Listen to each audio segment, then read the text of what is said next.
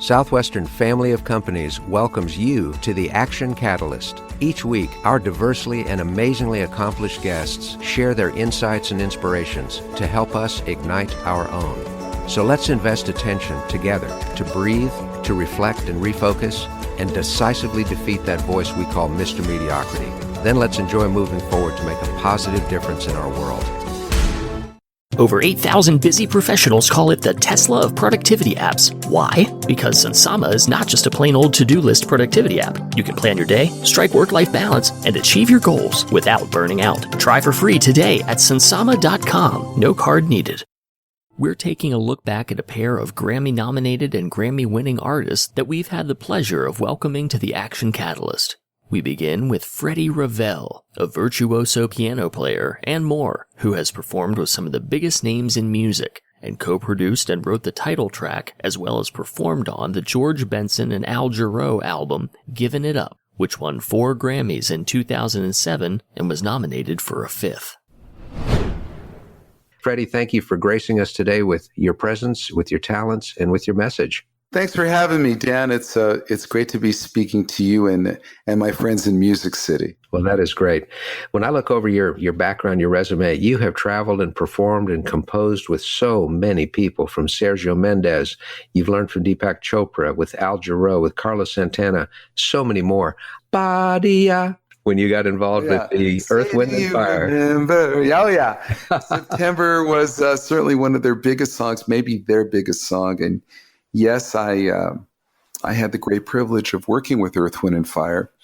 And they invited me to not only play piano with them and keyboards, because at that age, when they hired me, that was the golden age of keyboards. You would walk on stage with about 5 or 6 keyboards all around you. So I played synthesizers and organs and clavinets and string parts and electric piano and acoustic piano and all kinds of different sounds.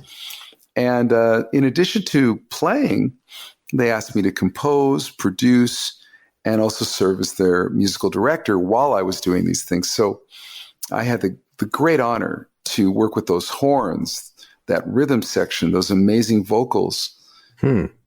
I'd say that was, definitely one of the highlights of my journey. Well, what does a musical director do during a concert, during a live performance? Musical director during the concert, it may do some conducting, may hold out their hand to signal something. But at that level, when you're working with a band of that caliber, all the work already occurred at rehearsal. By the time you hit the stage, it's time to have fun. And the steps, the arrangements, the execution of all that has already been well rehearsed. Oh, okay. But it's a matter of being very aware of what's going on around you and audience reaction and all the rest of that at the same time. Absolutely. It's a bit like being a conductor in an orchestra, but they call it musical directing when it's in the world of pop music. Well, I also know one of the big influences on you was your time spent with Deepak Chopra. Can you expand on that for us, please? Yeah, Deepak Chopra moved to the West Coast in 1992 as Dr. Deepak Chopra, and he wasn't as big and famous yet at that time. He was an endocrinologist who had moved in from Boston out to LA, and one of the people that serves as the PR person for another great thought leader, Marianne Williamson, invited me. She was representing Deepak as well, and she suggested to Deepak that we get together and compose music. And we did meet, and Deepak and I connected immediately. And he was very interested in spreading the news of a piece called Slip in the Gap, which was a concept of meditation. Now, for me as a musician, I perceived it as the space between the notes, whereas in meditation, you would call it the space between thoughts. And we decided that we would bridge these two worlds, the space between the notes and the space between thoughts, into this song called Slip in the Gap, which I co-wrote with a lady by the name of Anjani and Verdine White of Earth, Wind, and Fire. So we all got together, we put this piece together. This was in 1993.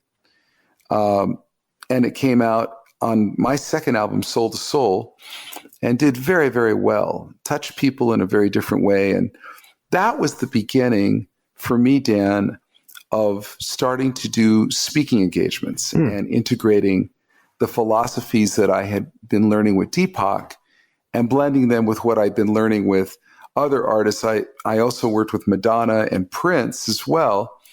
So I was learning a lot from people in the pop world, as well as people in the jazz and R&B and soul world. Mm-hmm. Well, best to you always, and keep the music flowing. Thank you, Dan. Thank you for having me. It's been my joy.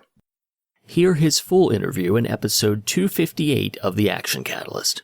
Next, we welcome Dennis Scott, a former member of the New Christie Minstrels and a two-time Grammy Award winner for his work in children's music, first on an album of country songs for Sesame Street, and second for a collection of music from Mr. Fred Rogers. Dennis is also the recipient of 2 Emmys, a Parent's Choice Award, and a Telly. Dennis shared his experience of coming up through the music industry and winning a Grammy on his first try.